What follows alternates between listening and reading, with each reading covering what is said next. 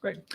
Welcome to Digital Asset News. Take the top stories in crypto and break them down into bite-sized pieces. And today, just as the thumbnail and the title suggest, there is some good news for once coming out of the United States as far as related to crypto and regulation. This all comes from a Senate hearing that took place yesterday, and it really comes down to what the CFTC head said versus the SEC, and how I can't believe I was so naive to think it wasn't just about a bunch of money. So we'll take a look at that. Also, we'll take a look at how 10 trillion assets under management BlackRock is now allegedly getting into crypto. So we'll take a look at the story.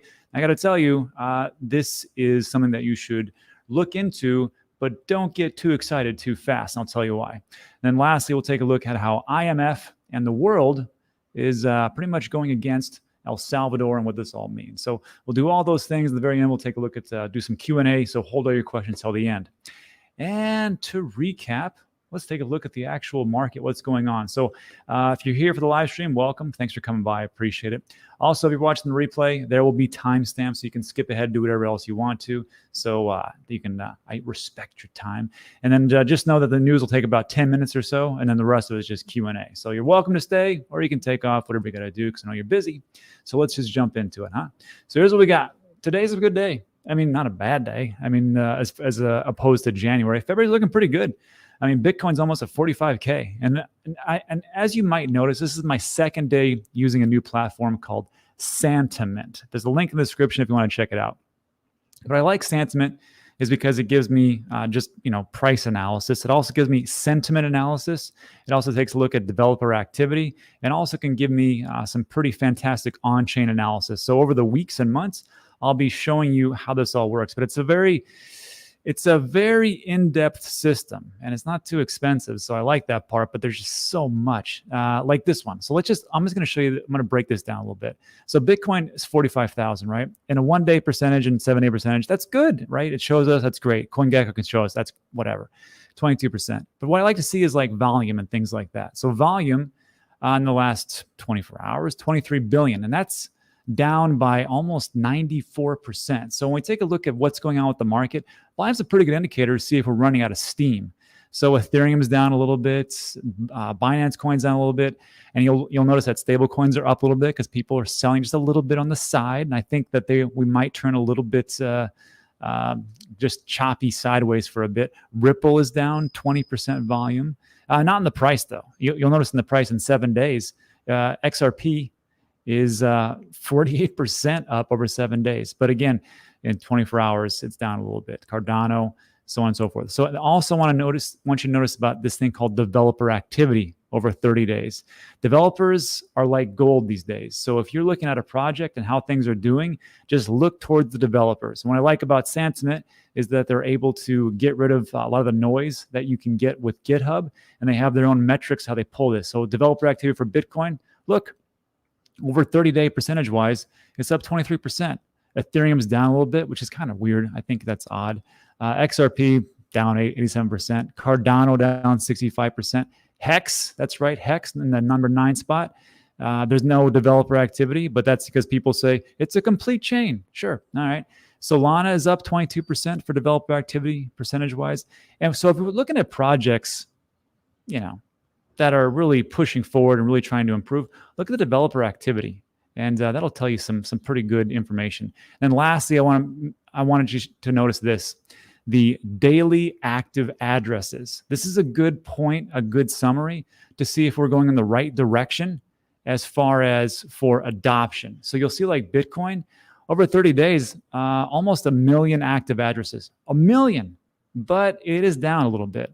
Ethereum is down a little bit as well, 8%. Tether, Binance Coin, 24%. That's weird. Cardano active addresses are up 11% over 30 days. Hex down 41%. Then there's some no datas here because they can't get it. But look at this one, Dogecoin, 452% over 30-day active addresses, and so on and so forth. So you can nerd out if you really want to, but that's what's going on in the grand scheme of things as far as digital assets and crypto. And also because we are, in reality, we really are tied at the hip.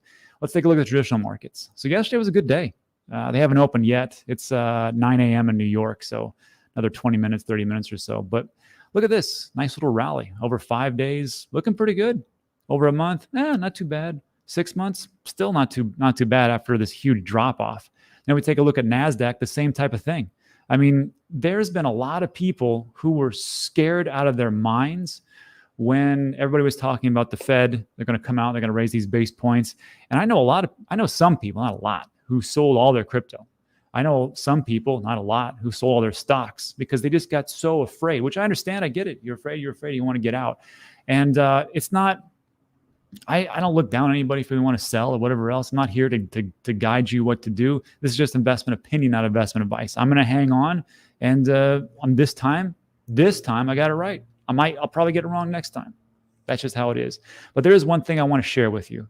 And that is, let me bring this up. I'm going to stop this. I'm going to share a tab so you can actually listen, actually hear it.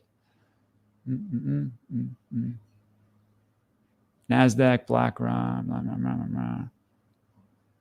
Here it is. So they were doing a roundtable on CNBC and just talking about what was going on with the traditional markets. This is Joe Terranova, Senior Managing Director of Virtus Investment Partners. And he summarizes it perfectly for what he says here. Because if you're scared that the market's fluctuating, it's not just you. It's a lot of different people. So take a listen to what he says here. The concern I had on Monday was that the weakness that was exhibited in Facebook was going to pull down the rest of mega cap equities. We had basically had a complete erosion in the rally for Amazon.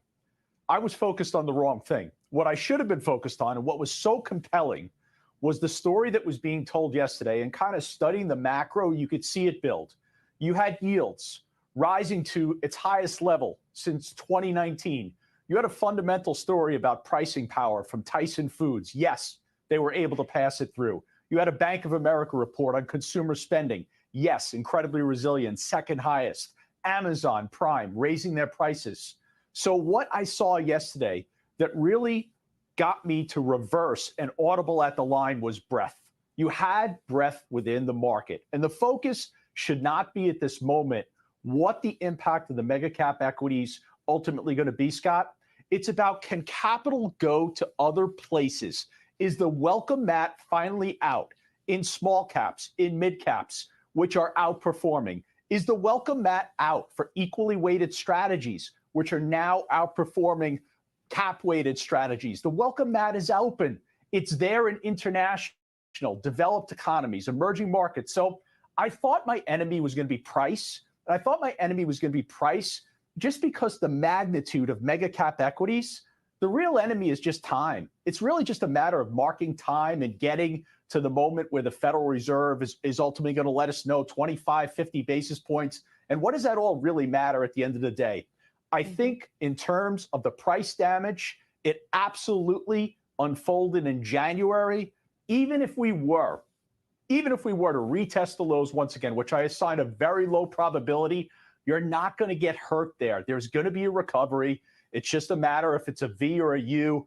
And I apologize to the viewers for Monday coming out and saying I was worried about mega cap equities. I saw it standing at the line yesterday. I was focused on the wrong thing. The opportunity was in the secondary. The breadth is absolutely there. I saw it reflected in agriculture names that I own, like John Deere and Archer Daniels Midlands. Look at Freeport McMoran. Look at the materials. Okay, so I don't want to go that deep into it, but it makes sense though, doesn't it? Just what he says. It's all about time. And I understand that people are like, I get worried, I get scared. I mean, everybody gets scared. Traditional markets, they get scared, we get scared. And, it goes down to the whole thing. What do you believe is going to happen in the short term versus the long term? Are you here for a couple of days or a couple of weeks or not? So let me know what you think about that whole piece in the comment section. Let's move on to what we're all here for, which is the good news, which I like good news. Finally, we get a good news. Let me stop sharing this and share the actual right piece here. I think when we see, and I can't believe I'm so naive to think about it like this, but I was, and I'll just tell you exactly why in a second. There was a Senate hearing committee meeting or a Senate hearing, not committee, Senate hearing meeting yesterday, and had a bunch of big, big individuals. Sam Bankman-Fried from FTX was there. You had the CFTC, SEC. Everybody's there talking about our favorite section, which is crypto and digital assets. So this was a good piece, and I'll get to my naive pieces in a second. So let me go here.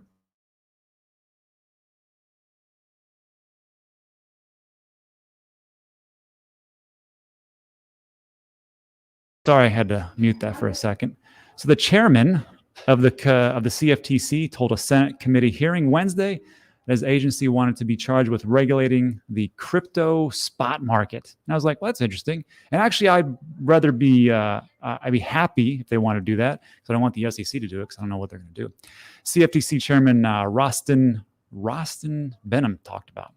He asked what he thought was the single most effective action Congress could take to address customer protections.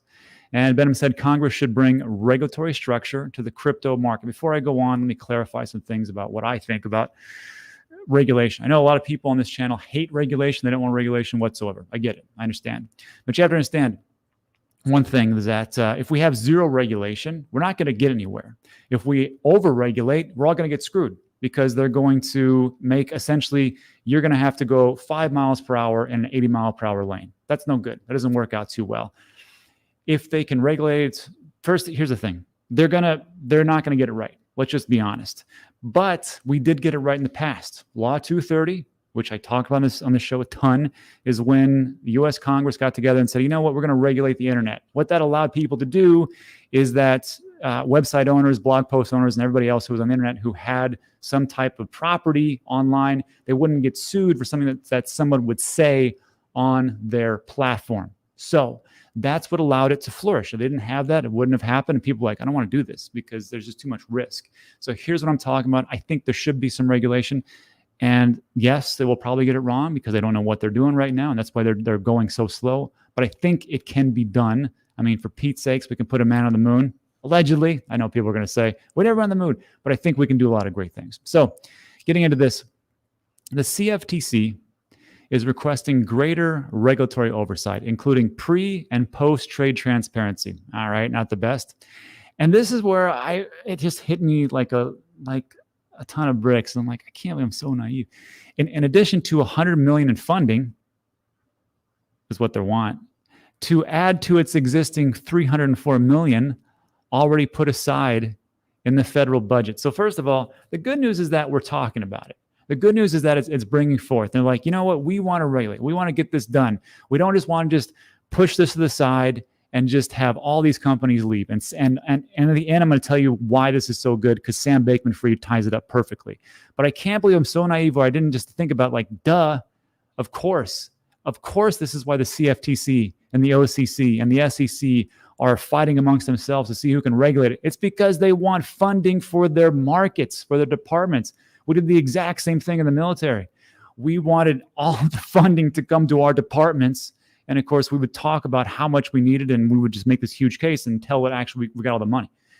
It's the same thing in the government. So it only makes sense to me about why this would happen. I'm like, ugh, Rob, sometimes you're a moron. Anyhow, to finish this up, this was the great part. FTX CEO Sam Bankman-Fried offered the counterpoint that crypto futures trading data was free to access by all participants and provide adequate transparency. He did concede regulation of digital assets contained holes. So, I mean, even he knows, like, look, you want to regulate, I'll throw you a bone. We should do a little bit. Bankman-Fried added the patchwork of regulation without a clear regulator meant there were risks to consumers, systemic risks, and a lack of clarity for the industry. Now, this last part, I don't care if you weren't listening in the very beginning. Just listen to this paragraph. This sums it up. And this is why America will get involved. And this is why Russia had beaten the pants off us. And the entire globe is beating the pants off the United States into getting into crypto. He states, this has led to the state we're in today, where despite the majority of the intellectual property for the digital asset industry originating from the U.S., 95% of trade volume occurs offshore. I'm going to read that one more time. This has led to the state we're in today, where despite the majority of the intellectual property for the digital asset industry originates from here, 95% is out there, What does that mean for Congress? What does that mean for the government? That means they can't tax it. And if they can't tax it, they're not getting revenue. And of course, we just had a great little session of quantitative easing, printing money to oblivion. Don't you think that maybe the United States would be like, maybe we should do a little regulation so people stick around and we can tax living tar out of them and do that? Just my thoughts. I could be wrong. Let me know what you think about that in the comment section. So I think there's good news on the horizon. We're actually talking about it, getting things done.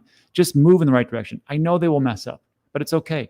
Just give me the rules to play, and I will work around those rules to my benefit. And that's pretty much how business works. All right, so that's it for that little tasty piece. Got a little hyped up there. And let's go on to second to last, which is 10 trillion asset under management. BlackRock apparently is getting into the crypto game. And I want to preface it is this is a rumor. And just because it says this, don't get so hyped up about it, because not too long ago, there was a rumor that Litecoin was going to be accepted by Walmart, and they were working together. And you know what that happened? All it did was it pumped the Litecoin bag holders. They dumped on people, and then they got away. Now, this is different, but they're just rumors. So this is what's going on. Oh, let me blow this up so you can see it. I can barely see it. BlackRock, the world's largest asset manager, is preparing to offer a crypto trading service to its investor clients, according to, this is the best part, according to 3 people with knowledge of the plans. So again, just a rumor, not verified, just 3 random people. And maybe they're reliable sources. Would CoinDesk lie to us? Anyhow, the New York-based company, which manages over 10 trillion in assets for institutions, plans to enter the crypto space with client support trading and then with their own credit facility. One of the people said BlackRock will allow its clients, which include public pension schemes, endowments, and sovereign wealth funds, to trade crypto through Aladdin, which stands for Asset, Liability, Debt, and Derivative Investment Network, the asset manager's integrated investment management platform. The timetable for unveiling the service is unclear. So don't get your hopes up, because I will just say, as just looking back, that's Larry Fink. He's the CEO of BlackRock. This is from April 15, 2021. He thinks it's great, but he goes, look, my institutional clients aren't interested in it, so we're probably not going to offer it. Now, how many times have we heard that exact same reason, and then they come out and say, we're offering it? Just we were just accumulating the background. We just didn't want to tell you.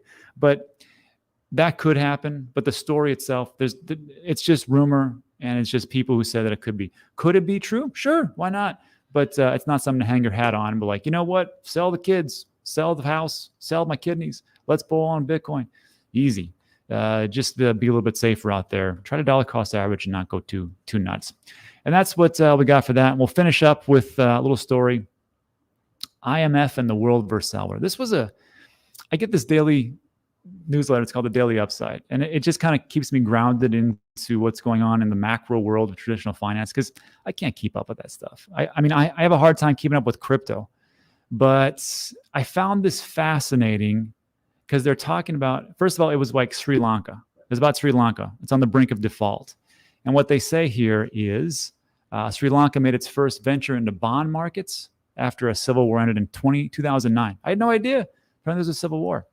The country has since assumed a hefty debt position, $15 billion in bonds. This is important. Most of them dollar denominated, and $45 billion in long-term debt. This year alone, Sri Lanka has $7 billion in payments due, but they're not going to be able to do that.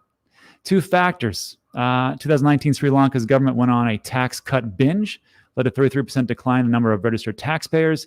Then COVID-19 hit. Of course, if you're a country built on tourism, you take a huge hit. So the government's got a $1 billion bond repayment due in July. It's unable to pay Sri Lanka. It will join Suriname, Belize, Zambia, and Ecuador as countries that defaulted since the pandemic began. And this is the crux of it.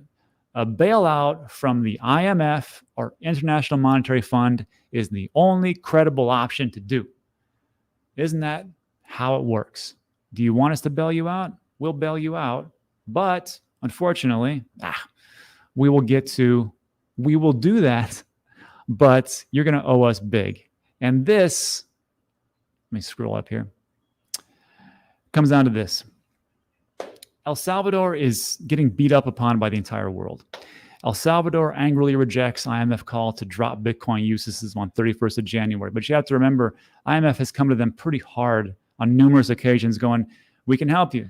We will do this. We will put you into dollars. We will give you loans. You can do bonds. We can do whatever you want to do, but you have to come with us and join us. And El Salvador was one of the only countries that say, you know what, we're not going to do it. Now, what if they had done bonds and all these things? I think they would be defaulting. Just like, I mean, maybe, I don't know how well El Salvador is doing. I have no idea. But they made the other choice. They took Bitcoin. They bet on it big time. They built jobs around it. People started to support them. A lot of big names actually started to support them. And now they've got plans to build even a Bitcoin city as everything starts to appreciate. So the question is, who's going to win? Is the IMF going to win? Well, they've had a long time to do the best things they could do. Or is places like El Salvador and potentially Turkey and other different places that might potentially pick up crypto, hopefully, Bitcoin, digital assets in the future. The war rages on. The question is, who's going to come out on top? So let me know what you think about that in the comment section. And that is it for today. So look, that concludes the news. If you want to stick around for the Q&A, fantastic. If not, hey, you got things to do. I'll see you later. So thanks so much. Thumbs up, subscribe, and all that good stuff. Now let's get into a little Q&A. All right. Let me get rid of this banner.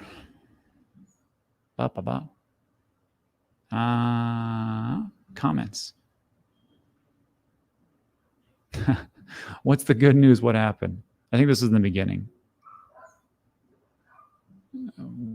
Okay. It is live.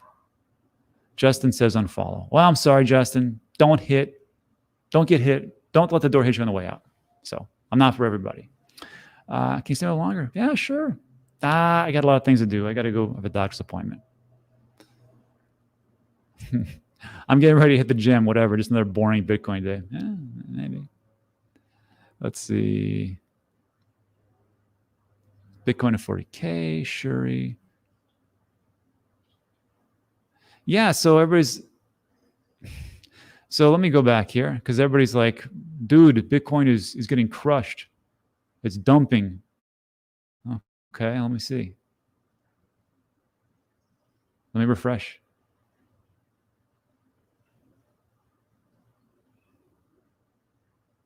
Ah, 43,430. It's not a dump.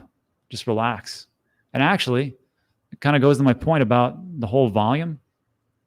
1 day percentage is down and things like that. So just be aware. But no, it's not dumping. Jeez.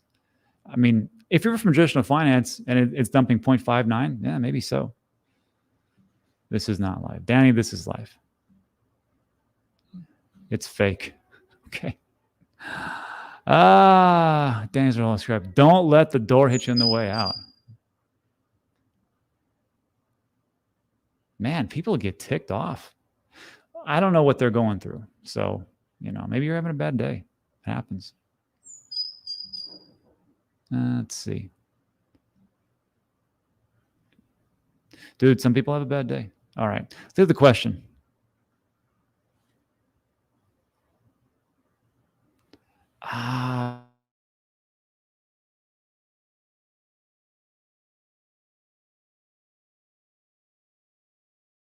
Yeah, of course. All right. I know, man. Dollar cost average. Okay. Finally, a question. This will be the last question. Well, we'll go for some more. If you're going to troll, it's fine. It doesn't affect me. So what tax tools do you use? Great question, Saeed. I tried using accounting and Coinly, but both of them have Terra Luna and Atom. So I use CoinTrader, CryptoTrader, CoinTrader, CryptoTrader.tax. There's a link in the description. You get 20% off. I've used it for 2 years straight. I opened it up, did the API integration, and now it has Voyager integration also with DEXs as well and also OpenSea, that you can get it and take me 30 minutes, send it out to my CPA, and that's it. All right. Sell raw coins is a scam. Yeah. Hold on. Scammer. I think you're confusing that with a shiller. There's a big difference. King of the shill. Yeah. So, hey, I shill every time I can. That's what it is. All right. Talk about inflation. Inflation, the numbers, depending who you believe, it's 7% or 15%. Depends on the people you listen to. James over at Invest Answers is dead set. It's 15%. It's awful. Or maybe he said 12%. It's somewhere around there. But he doesn't believe it's 7%. Let's see.